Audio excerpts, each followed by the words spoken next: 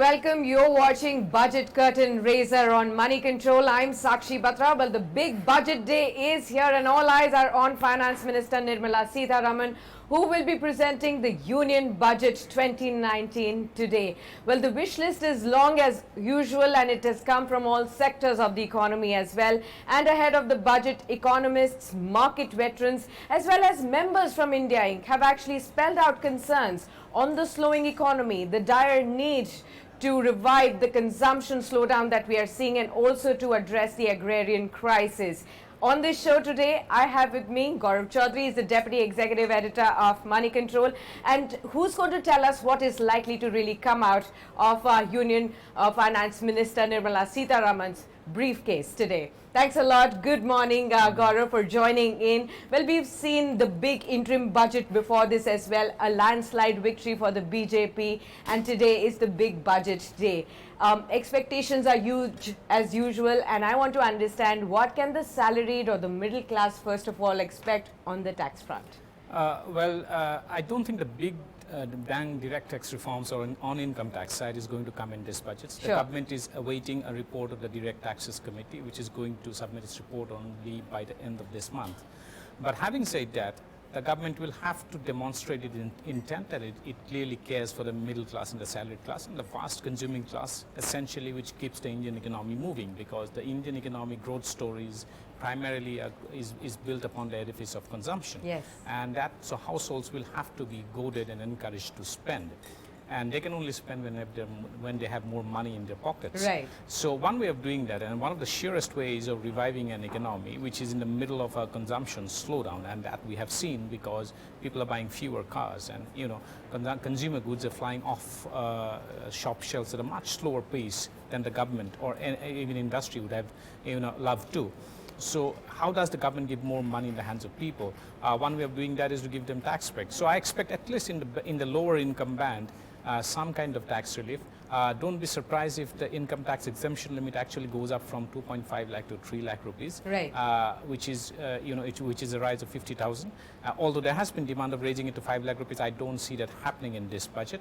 And also there are going to be a lot of inducements for households and individuals to save in the form of tax saving instruments. So the popular Section 80C instruments, yes. The annual limit is now stuck at 1.5 lakh for about 5 years now. Yes. That I wouldn't be surprised if that is raised to 2 lakhs.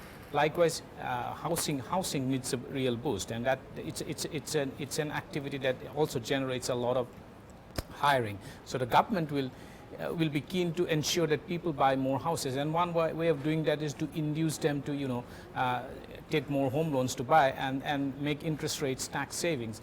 Currently, the tax deduction on interest on housing loan is limited at 2 lakh rupees annually. I wouldn't be surprised if it goes up to 2.5 lakh. So net, there could be some gains for the middle class, the salaried class, but the big bang announcements, I think, are going to come for the farmers. Absolutely. So the farmers will be more happier, but I'll come to that next. But corporate tax is something that I also wanted to ask. A lot of India Inc. members have been pressing for lower corporate tax for a long time. In the interim budget, it was brought down for the MSMEs. Do you think it can be expanded for the entire corporate fraternity? Well, there has been very hectic lobbying, and there has been very high demand from the corporate, the industry to actually reduce the headline income tax rate, the corporate income tax rate, to 25% and make it universal regardless of the turnover threshold. Yes. But I don't see that happening. I would be surprised if the finance minister actually made an announcement to that effect. Yeah. Because while as I said before, the finance minister would like to await the big changes that is suggested by the Direct Tax Reforms Committee before actually bringing about comprehensive changes in, sure. in India's income tax, both corporate and individual income tax rates and slabs. India's corporate income tax universe is currently besetted by all kinds of exemptions and deductions. Yeah. So there are various inefficiencies that have crept into the system. Which requires a complete overhaul of the India's Income Tax Act 1961. And that's a legislative change. So that will give a comprehensive reforms.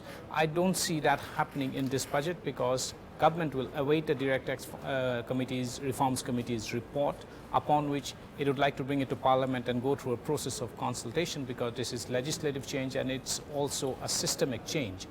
So corporate income tax rate, the headline rate coming down to 25%, I don't expect. But what could come, because the government again will have to demonstrate that it actually wants to take corporates along, and it really feels for the corporate and is serious about reviving investment. Yeah. I wouldn't be surprised if government actually tweaks the dividend distribution tax. Okay.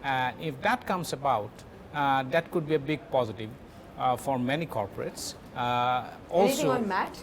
I don't see MAT changing in this budget. As I said, since this is going to be a big systemic change, the government will await the direct tax committee's reforms report on suggestions related to MAT and all related areas before they bring about changes. But DDT is something that I would be surprised, because I see an outside chance of the finance minister actually bringing down DDT for corporates. That could be, and in terms of signaling, that could be a big messaging that the government could send to corporates. Absolutely. And you also pointed out that farmers would be something, or one community that could be happier with the announcements in this budget as well. We've also seen in the interim budget how the PM Kisan scheme was launched, and after the interim budget, also after the landslide victory of BJP, they have also extended this scheme to all farmers. Now, do you expect more to relieve the distress that we have been facing in the farm sector? Oh, absolutely. And I think the government is very, very serious about decisively shifting the terms of trade in favor of agriculture. Yeah. And it has to be a structural solution to a chronic structural problem. And it is not, I mean, there has to be a way where farmers get better price for the produce. Yes. And it has to come closer to the retail price that individuals and households like us are paying while buying vegetables and other cereals, vegetables and cereals and other farm produce. The difference is huge. And that can only come about if the farmers come closer to the markets. And that can come about through various forms. So I expect government to go very big on use of big data analytics, artificial intelligence and blockchain in trying to solve this problem. There's going to be a big shift in the way the government actually looks at India's farm economy. For too long, we have been focusing on approaching the farm economy through a mindset of deficit. Yeah. This time the government is going to shift that attitude to a mindset of surplus. Right. And that's going to be a big shift, because in that, so the farmers then get primacy for produce. So the prices or farmers' income gets primacy rather than supply of produce. Right. So we can expect plans like setting up of say thousands and thousands of farmer produce organizations who will be allowed to aggregate farm produce, who can then sell it to startups and aggregators who will be incentivized.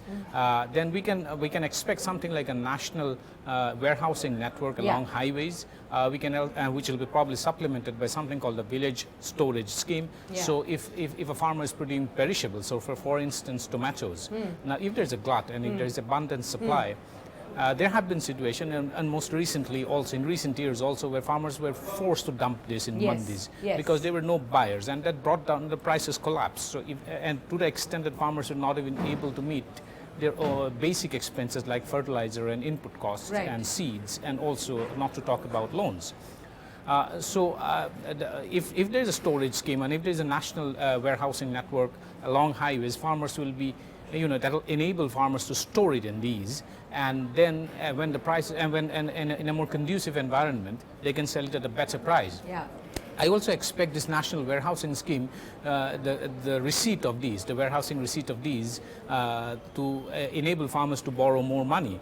There could also be a bit of a loan waiver, not a loan waiver, but an incentive for farmers to borrow more, in the sense that government could come out and make an announcement that short-term interest loans, short-term crop loans for farmers to be made interest-free to the extent of, say, ₹1 lakh. That is something that looks like a very high possibility. So net-net, it's going to be a big and some big announcements for the farm sector, including for non-core farming activities, like, say, for instance, dairy farmers. Yes. Cow welfare could get a lot of focus, as well as Blue Revolution, which is essentially fish and aquaculture. Yeah. So there is talk that government could launch something like the Matsya Sampada Yojana, which essentially is going to incentivize fish farming. Right. And I wouldn't be surprised if all welfare schemes that conventional farmers are entitled to is also extended to dairy and fish farmers. So, for instance, don't be surprised if PM Kisan gets extended to fish farmers also. All right, so that will be an interesting thing to watch out for. But apart from this, two very important things were mentioned in the Eco Survey yesterday. First of all, the focus on investments, and second of all, the focus on SMEs as well for job creation. Now, job creation is one factor because of which the BJP government really received flack in Modi 1.0. Now, what we need to see is in this budget, what could the government really bring about to spur investments, to spur growth, and also to incentivize the SMEs so that they can create more jobs? Well, micro, small and medium enterprises clearly is the lifeblood of India's industry and also the manufacturing sector. And that is something that the government has issued because they bore the brunt of GST. And that is something that the government looks very serious to turn around. Right. If jobs are to be created, it's not the large corporations that are going to create thousands of jobs. These jobs are going to come from the micro, small and medium enterprises. So there is talk that there is going to be a special fund that is going to be launched for the MSME and also collateral-free loans for up to 50 lakh rupees for small entrepreneurs. About half of those loans probably will be reserved for women, which is a very good thing in terms of encouraging women entrepreneurship and employment. I expect a lot of push in the so-called technology centers, which is going to expose small and medium enterprises to artificial intelligence and state-of-the-art technology, which is going to enable them to link to global markets, at least in terms of standards of quality of products that they produce. And government is going to, probably separate the division between startups and MSMEs. Startups need not necessarily be always in the technology innovation space. It can also be in the conventional MSME space. So I expect about 20,000, a seed startup fund of 20,000 crore to be launched by the government, which essentially is going to enable any entrepreneurs who decide to set up a small unit to dip into this fund and set up the fund. So this is unlike the existing fund of funds. This is going to be a seed fund, essentially meaning that anybody who wants to set up a fund, who wants to set up a company, can dig into this to actually start setting up the company without spending too much without moving around too much for trying to raise capital. That is going to be a big boost. MSMEs clearly is going to be a big focus.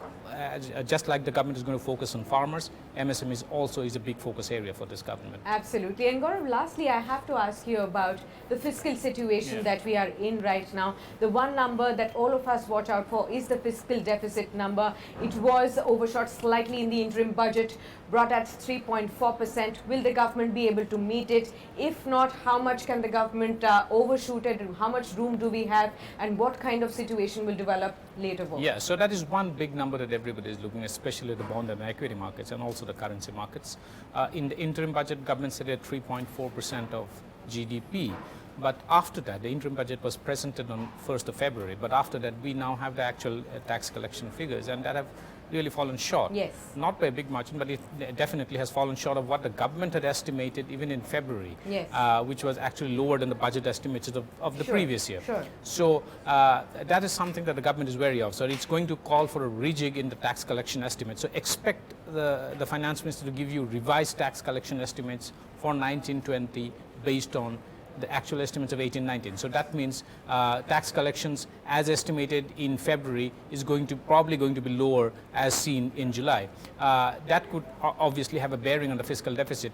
I would not be surprised if the finance minister actually eases a bit on the fiscal deficit front. Say, for instance, this is just an assumption. If it is set at 3.6% or so, that's going to ease about 40,000 crore rupees, which the government may have to end up borrowing. We already know that because of PM Kisan's universalization, that is one of the first decisions that this government took after assuming office, and not limiting it to only those farmers who own 2 hectares, land of 2 hectares or less.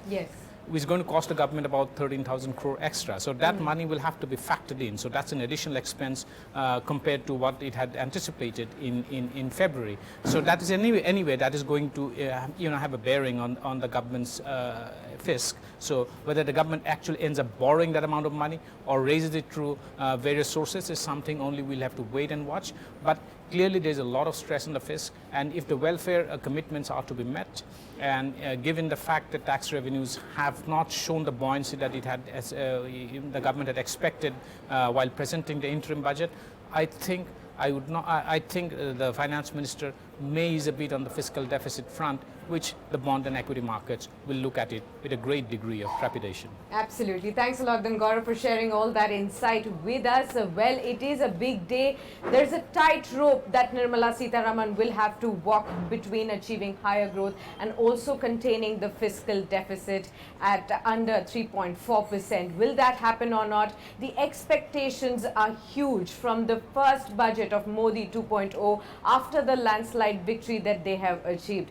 And also the wish list is long as usual from all sectors of the economy. Will all of that be met? Well, we'll just have to wait for a couple of more hours to listen to the speech or the maiden budget speech by Nirmala Sitharaman at 11 a.m. in the Parliament. You can watch that speech also live on moneycontrol.com, and through the day we will get you marathon coverage on budget, getting you in-depth analysis and to find out what this budget really will have for you. Thanks a lot for watching and stay tuned to moneycontrol.com. Thanks for watching.